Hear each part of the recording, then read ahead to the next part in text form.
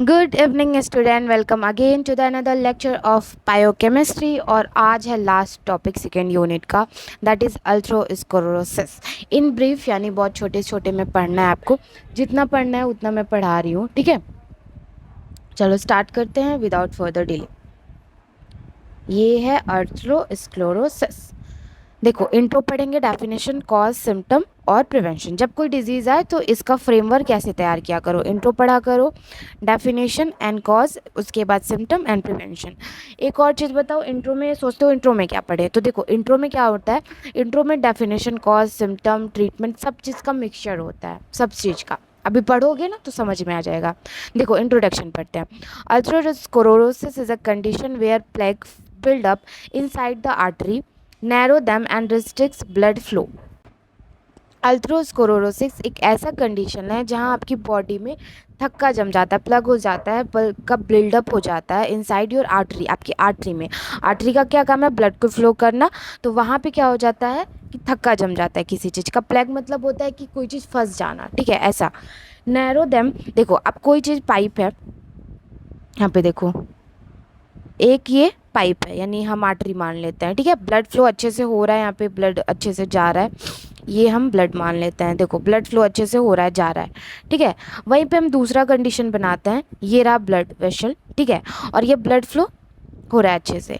अब यहाँ पे आके अगर प्लेग हो जाए, यहाँ पे आके अगर कुछ जम जाए, तो ये आपका जो ब्लड वेसल है वो नैरो हो जाएगा। अब ये जो ब्लड जा रहा है वो बहुत स्लो हो जाएगा, बहुत ज़्यादा बच के जाएगा। मतलब जिस तरीके से नेचुरली उसको जाना चाहिए वैसे नहीं जा पा रहा है, यानी नैरो हो जाता है, रिस्ट्रिक्ट हो जाता है। रिस्ट्रिक्ट मतलब कि रोकना, ठीक है, और नैरो मतलब पतला हो जाता है blood flow. This plaque is the sticky substance, ये बहुत स्टिकी मतलब चिपचिपा सब्सटेंस होता है, made up of cholesterol, fat, blood cell and other substances. ये किस चीज़ से बनता है, देखो कोलेस्ट्रॉल रहता है इसमें, इसमें फैट रहता है और इसमें ब्लड सेल भी रहते हैं। देखो जो चीज़ें ब्लड सेल डेथ हो जा रही है, ब्लड सेल कुछ मर जा रहे हैं, ठीक है, तो वो जाके उनके लिए ग्रेवयार्ड बन रखा है। बट अगर ये एक चिपचिपा तरल पदार्थ आ रहा है तो वो इसके अंदर उसको चिपका लेगा, स्टिकी, ठीक है। स्टिकी जो उसके अंदर एक स्टिकीनेस है, स्टिकी एबिलिटी है, जो चिपकाने वाली एबिलिटी है, उसको चिपका लेगा। एंड अदर सब्सटेंसेस, कुछ अदर सब्सटेंसेस जैसे उसमें पानी हो सकता है, उसमें और प्रोटीन हो सकते हैं और कार्बोहाइड्रेट हो सकते हैं, तो ये सबसे उस प्लेग का निर्माण होता है। उसके बाद है ओवर द टाइम, मतलब समय समय के साथ ये प्लेग जो है ना हार्ड हो जाता है। यानी कि देखो जब तक नैरो है, कोई चीज़ नैरो है, दिक्कत तो होगी जानने में, दिक्कत तो होगी, बट आसानी से चला जाएगा, आसानी से नहीं, दिक्कत होगी। देखो जैसे कि यहाँ पे मैं समझाती हूँ, ये रहा ब्लड वेसल, ठीक है, ये ब्लड वेसल है, ब्लड वेसल के वॉल है, ठीक। अब प्लेग क्या है, ये रहा प्लेग, ये अभी सॉफ्ट है, ठीक है, ये सॉफ्ट है अभी। तो क्या हो जा रहा है, जब यहाँ से ब्लड फ्लो आ रही है, जब यहाँ पे ब्लड फ्लो आ रहा है, ऐसे ब्लड आ रहा है, आ रहा है, आ रहा है ब्लड, तो ये थोड़ा सा खुद को दबा लेगी, यानी कि इसका शेप जो है ना वो थोड़ा चेंज हो जाएगा।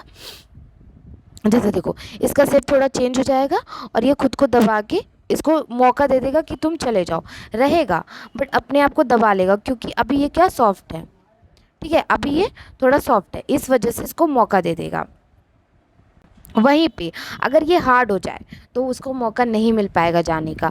ओवर द टाइम, यानी टाइम जैसे जैसे बीतता है, ये जो प्लेग होता है वो बहुत ज़्यादा हार्ड हो जाता है, ठीक है। Potentially lead to the heart attack, अब इससे हार्ट अटैक आ सकता है। क्यों आ सकता है, क्योंकि हार्ट के पास ब्लड जा ही नहीं रहा है, हार्ट का और कोई काम ही नहीं है। वो जब हार्ट एकदम सिकुड़ जाएगा, अब कोई चीज़, हम देखो बलून को देखते हैं, बलून के अंदर जब तक हवा है वो फूल के रहता है, बलून के अंदर से हवा निकाल दो वो सिकुड़ जाता है, ठीक है। तो वैसे ही हमारा ब्लड है, हार्ट है, अगर हार्ट में ब्लड नहीं रहेगा तो वो एकदम सिकुड़ जाएगा, कॉन्स्ट्रिक्ट हो जाएगा और हार्ट अटैक आने के चांसेस। स्ट्रोक मतलब होता है आपकी ब्रेन तक ब्लड ना पहुंच पाना। जब ब्लड का ट्रांसपोर्ट ही बंद हो जाएगा तो कहाँ से फिर आपको ब्रेन में ब्लड जाएगा, तो आपको उससे स्ट्रोक हो सकता है एंड अदर कॉम्प्लिकेशन, और बहुत सारे कॉम्प्लिकेशंस हो सकते हैं, ठीक।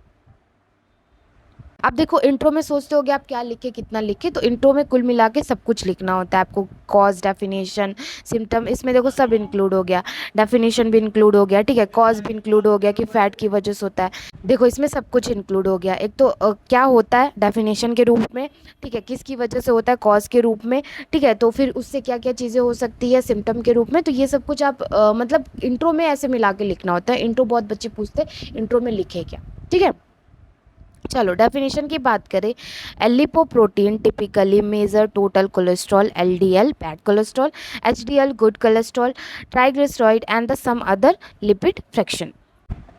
डेफिनेशन, ये देखो ये गलत हो गया, ये कल वाला ही आ गया यार। यहाँ पे देखो ये नहीं रहेगा, ये नहीं रहेगा, ये नहीं रहेगा, ठीक है, ये नहीं रहेगा। मैं कमेंट में इसका डेफिनेशन आपको दे दूंगी। डेफिनेशन समझ में आ गया होगा ना वैसे तो। देखो डेफिनेशन क्या रहेगा इसका, यहाँ पे इसका डेफिनेशन यहाँ पे है, देखो मैं जो लाइनिंग कर रही हूँ। अल्थरोस्क्लेरोसिस, यार दूसरा कलर क्यों नहीं हो रहा। Atherosclerosis is a condition where plaque build up inside the artery and narrow and constrict the blood flow. ये हो गया इसका डेफिनेशन। तो डेफिनेशन में ये लिख लेना, ठीक है, मैंने ध्यान नहीं दिया, ये वही वाला डेफिनेशन हो गया, ठीक है, मतलब लिपिड प्रोफाइल वाला जो हमने कल पढ़ा था उसका ही डेफिनेशन हो गया। कॉजेज देखो, हाई ब्लड प्रेशर, आपको अगर हाई ब्लड प्रेशर है तो हो सकता है। हाई कोलेस्ट्रॉल है आपकी बॉडी में तो, हाई ट्राइग्लिसराइड है, ये सब कुछ आपको जब लिपिड प्रोफाइल टेस्ट कराओगे तो उसमें पता चलेगा। A type of the fat in the blood. Smoking करने से, तंबाकू लेने से हो सकता है। डायबिटीज़ अगर आपको है तो आपको खतरा है, ठीक है। उसके बाद आपको इंसुलिन रेजिस्टेंट हो रहा है, आप मोटे हो, मोटापे की वजह से भी ये सब होता है, ठीक है। सिम्टम क्या क्या आपको महसूस होगा, आपको चेस्ट पेन होगा, pain in your arm and leg, आपके हाथ और पैर में भी दर्द होगा, स्पेशली व्हेन एक्सरसाइज, जब आप एक्सरसाइज करोगे तो बहुत ज़्यादा पेन होगा, ठीक है। फीलिंग शॉर्ट ऑफ ब्रीथ, यानी कि सांस लेने में दिक्कत होगी। Feeling tired all the time, यानी हमेशा थकान थकान सा महसूस होगा।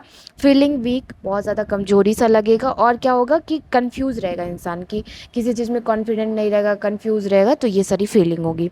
प्रिवेंशन क्या है इसके, to prevent atherosclerosis adopt a healthy lifestyle, आपको एक हेल्दी लाइफ स्टाइल अडॉप्ट करना चाहिए। बाय अवॉइडिंग तंबाकू, तंबाकू को अवॉइड करो। एक्सरसाइज रेगुलरली करो। मेंटेन करो अपने वेट को, वेट जितना आपका हाइट है, जितना आपका वेट होना चाहिए, जितना आपका उम्र है उस हिसाब से आपका वेट होना चाहिए। जैसे मैंने बीएमआर पढ़ाया था उस हिसाब से आप अपना चेक कर लो। And follow a balance diet, एक बैलेंस डाइट खाओ। मेजर ब्लड प्रेशर, अपने ब्लड प्रेशर को मैनेज करो, यानी वो ज़्यादा नहीं होना चाहिए और कम भी नहीं होना चाहिए। ब्लड शुगर को मैनेज करो, कोलेस्ट्रॉल लेवल को मैनेज करो। Through life style change the medicine if needed, अगर मेडिसिन की ज़रूरत है तो डॉक्टर से कंसल्ट करके अपनी मेडिसिन भी रेगुलरली टाइम पे लो, ठीक है। तो ये हो गया आपका अर्थरोस्क्लेरोसिस। ये जो डेफिनेशन है वो थोड़ा सा गड़बड़ हो गया, मैंने बता दिया डेफिनेशन कौन सी लिख लेना आप।